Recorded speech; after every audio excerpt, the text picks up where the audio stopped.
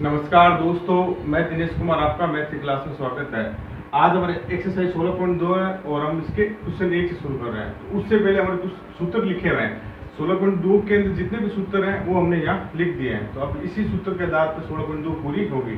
ठीक है, तो बेलन का वक्र पृष्ठ का क्षेत्रफल का सूत्र क्या होता है? 2πr(h) फिर आता है बेलन का संपूर्ण पृष्ठीय क्षेत्रफल, यानी ये बेलन दे रखा है, इस बेलन का हमें संपूर्ण पृष्ठीय क्षेत्रफल निकालना है। तो यानी ये वाला जो वक्र पृष्ठ निकालना है, फिर ये नीचे वाला वृत्त का क्षेत्रफल निकालना है, फिर ऊपर वाला, यानी जो ये नीचे वाला वृत्त का क्षेत्रफल निकालना है, फिर ये नीचे वाला ऊपर वाला वृत्त का क्षेत्रफल, और ये चारों ओर का जो वक्र पृष्ठ है, तो इन तीनों को जोड़ते हमारा क्या आ जाता है? बेलन का संपूर्ण पृष्ठीय क्षेत्रफल। आपको तो वक्र पृष्ठ का सूत्र क्या होता है? 2πr(h). तो 1πr² और 1πr² कितने हो गए? प्लस में 2πr²। ठीक है, तो अब इसमें से चीजें कॉमन ले ली हमने। क्या है? 2πr, और क्योंकि 2πr आया तो 2πr का भाग दिया तो कितना है? h आया। फिर इसमें भाग दिया तो हमारे पास क्या बचा? सिर्फ r। तो हमारा सूत्र क्या होगा? 2πr(h) + r। इसी प्रकार बेलन का इतना सूत्र क्या होता है? πr²h। तो यानी जो ये आधार का क्षेत्रफल होता है क्या होता है? πr², और इस πr² में हम h से गुणा कर देते हैं तो हमारा क्या आ जाता है? बेलन का आयतन। ठीक है, खोखले बेलन का संपूर्ण पृष्ठीय क्षेत्रफल का सूत्र क्या होता है? 2πr1 + r2(h) + r1 - r2। ठीक है, तो जैसे मान लो ये खोखला बेलन दे रखा है। ठीक है, तो खोखले बेलन के अंदर जो यानी यहाँ से यहाँ तक जो बार वाला जो बेलन दे रखा है उसकी त्रिज्या कितनी है? r1, और जो ये वाली जो दे रखी है कितनी है? r2। ठीक है, हम क्या करेंगे? इस बेलन का संपूर्ण पृष्ठीय क्षेत्रफल, जैसे मान लो ये खोखला बेलन दे रखा है, तो हम इस खोखले बेलन का संपूर्ण पृष्ठीय क्षेत्रफल कैसे निकालेंगे? यानी ये बाहर वाला वक्र पृष्ठ का क्षेत्रफल ले लेंगे, फिर अंदर वाला वक्र पृष्ठ का क्षेत्रफल ले लेंगे, यानी इन दोनों को जोड़ देंगे। उसके बाद हम क्या करेंगे? इस क्षेत्र का हम ले लेंगे, जो ये दे रखा है ना चारों ओर का, ये वाला क्षेत्र ले लेंगे और ये वाला क्षेत्र ले लेंगे। ठीक है, तो इन तीनों को जोड़ते हमारे क्या आ जाता है? खोखले बेलन का वक्र संपूर्ण पृष्ठीय क्षेत्रफल। तो बाहर वाले का क्या होगा? 2πr(h), अंदर वाले का क्या होगा? 2πr(h). ठीक है, हम क्या करेंगे? इसका क्षेत्रफल निकालना है। इसका क्षेत्रफल हम कैसे निकालेंगे? हम इस पूरे वृत्त के क्षेत्रफल में से ये वाला अंदर वाला क्षेत्रफल घटा देंगे तो ये वाला क्षेत्रफल आ जाएगा। इसी प्रकार यहाँ पर भी हम क्या करेंगे? इस पूरे वृत्त के क्षेत्रफल में से हम ये अंदर वाला क्षेत्रफल घटाते हैं तो ये हमारा आ जाएगा। तो यानी हमारे कितने हो गए? 2πr² में से 2 अंदर वाला πr² घटाते ही ये हमारा अंदर वाला आ जाएगा। ठीक है, तो जैसे दे रखा है ये वाला खोखला बेलन हमारा दे रखा है, पहला हमारा जैसे 2πr1 और h, तो यानी 2πr(h), 2πr1h हमारा कौन सी है? बाहर वाले बेलन का वक्र पृष्ठ। फिर इसी प्रकार अंदर वाले बेलन का वक्र पृष्ठ क्या होगा? 2πr2h, यानी बाहर वाला वक्र पृष्ठ और अंदर वाला वक्र पृष्ठ को हमने जोड़ दिया। फिर हमारा कौन सा बचा? तो हमारे पास एक ये वृत्त का क्षेत्रफल और एक ये वृत्त का क्षेत्रफल, इसमें से ये वाला और ये वाला घटाते हैं हमारा ये वाला वक्र, ये वाला हमारा क्षेत्रफल आ जाएगा। तो प्लस हम क्या कर देंगे? 2πr1 का स्क्वायर माइनस 2πr2 का स्क्वायर। ठीक है, हमने इससे जोड़ लिया। अब हम क्या करते हैं? इसमें से कॉमन क्या चीज आ रही है हमारी? 2πh, अंदर क्या बचा? r1 + r2। फिर इसमें से क्या चीज कॉमन आ रही है? 2π, तो हमने 2π ले लिया। फिर हमारे पास क्या बचा? r1 का स्क्वायर माइनस r2 का स्क्वायर, ये हमारे पास बच गया। ठीक है, तो आपको पता है 2πh r1 + r2, फिर प्लस में 2π, आपको तो r1 का स्क्वायर माइनस r2, इसका मतलब क्या होता है? a + b a - b। तो हम इसको ऐसे भी लिख सकते हैं r1 + r2 और r1 - r2, इसको ऐसे भी हम लिख सकते हैं। ठीक है, तो उसके बाद हमारे पास यहाँ और भी चीजें कॉमन आ रही है। ये पूरा एक ले लिए भाग हो गया और ये पूरा भाग हो गया। अब इसमें से क्या चीज हमारे पास अभी भी कॉमन आ रही है? तो हमारे पास कॉमन अभी भी आ रहा है, क्या आ रहा है? 2π आ रहा है, और इसमें भी 2π है। इसमें क्या है? r1 + r2 है, और इसमें भी r1 + r2 है। तो हम क्या ले लेते हैं? 2π r1 + r2, हमने ये चीज क्या ले ली? कॉमन ले ली।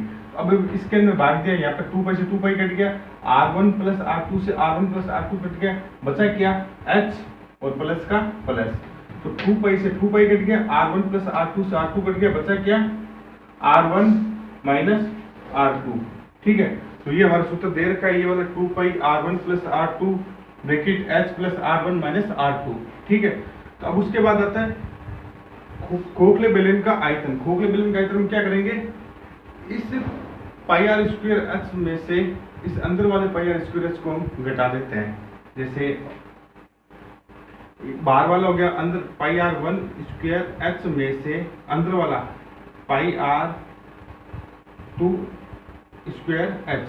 ठीक है, घटा देते हैं। अंदर कॉमन चीज क्या है हमारी पाई, बचा क्या R1 का स्क्वायर माइनस R2 का स्क्वायर और इनटू में H।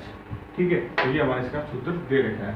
अब हम इसके सवाल क्यों करते हैं। पहला सवाल हमारा क्या कर रहा है, देखो क्वेश्चन पहले क्या कहता है, एक बेलन का व्यास दे रखा 14 सेमी और ऊंचाई उसकी दे रखी कितनी 15 सेमी, तो बेलन का संपूर्ण पृष्ठीय क्षेत्रफल ज्ञात करो। ठीक है, जैसे ये बेलन दे रखा है तो हमें इस बेलन का हमें क्या करना है, संपूर्ण पृष्ठीय क्षेत्रफल ज्ञात करना है।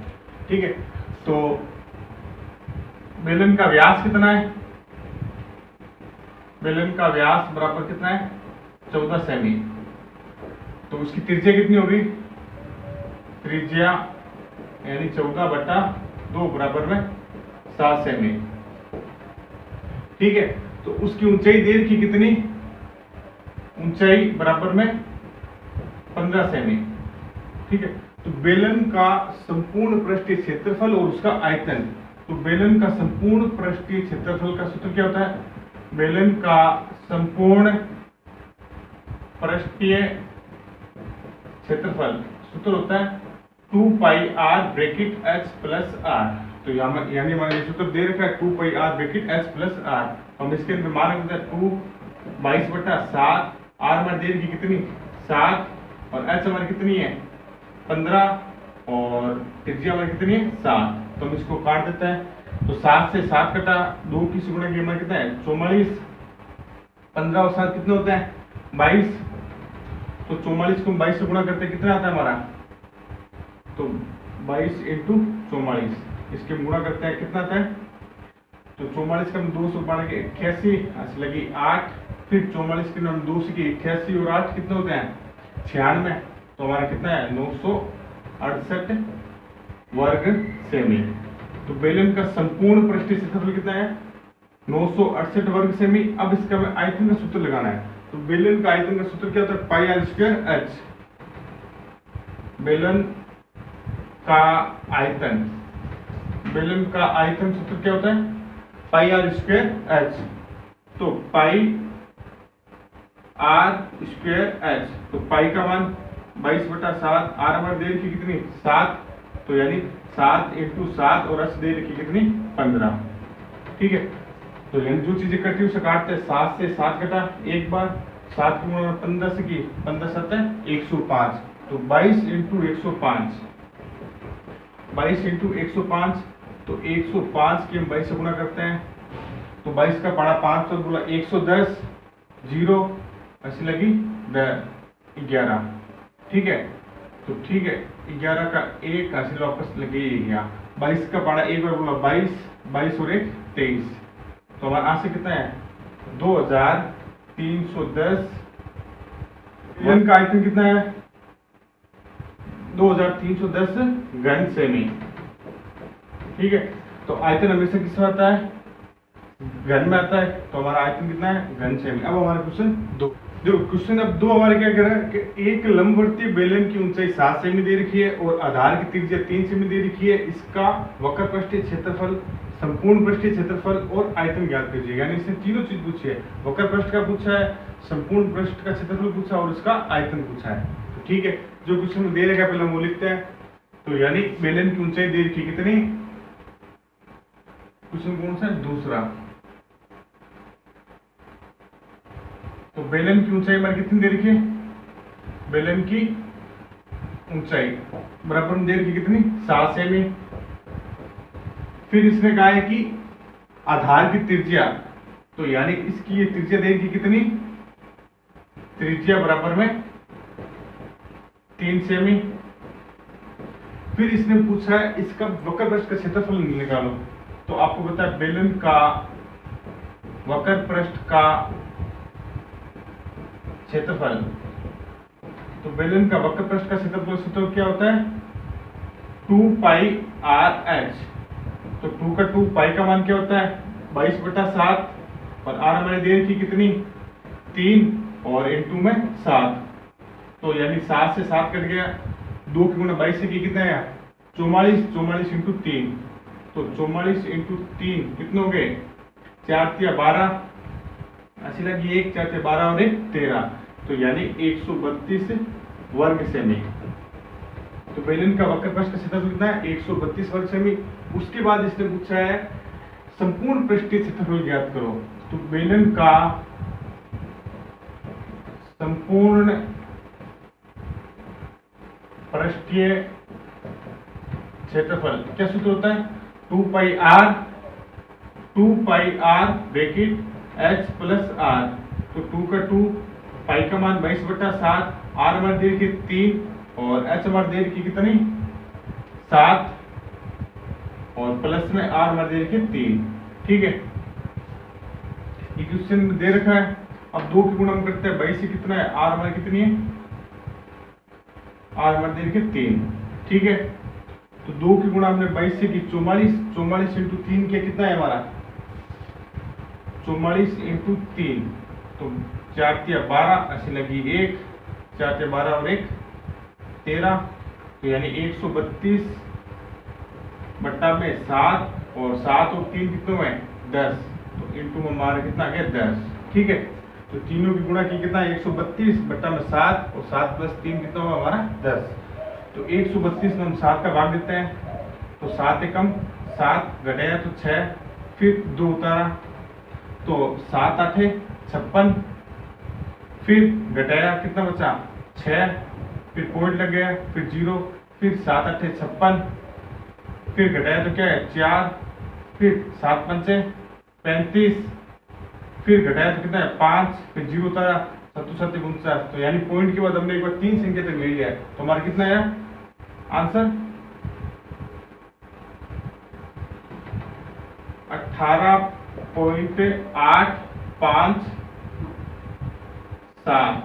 और हम किससे गुणा करेंगे 10 से, क्योंकि इसका मैंने भाग दे दिया है। तो अब 10 से गुणा करते हैं। तो यानी हम 10 से गुणा करें तो पॉइंट 1 संख्या के बाद खिसक जाएगा। अगर 2 से करेंगे तो 2 संख्या के बाद खिसक जाएगा। अगर हम 10 से गुणा कर रहे हैं तो पॉइंट 1 संख्या के बाद खिसक जाएगा। तो हमारा आंसर कितना हो जाएगा 188.57। तो यानी कि पॉइंट है ना 1 संख्या के बाद खिसक गया। 10 से अगर 100 से करेंगे तो यानी 2 संख्या से। तो 188.57 वर्ग सेमी। ठीक है, अब उसके बाद इसने क्या पूछा है आयतन ज्ञात करो। तो बेलन का आयतन क्या होता है बेलन का आयतन का सूत्र क्या होता है पाई आर स्क्वायर एच।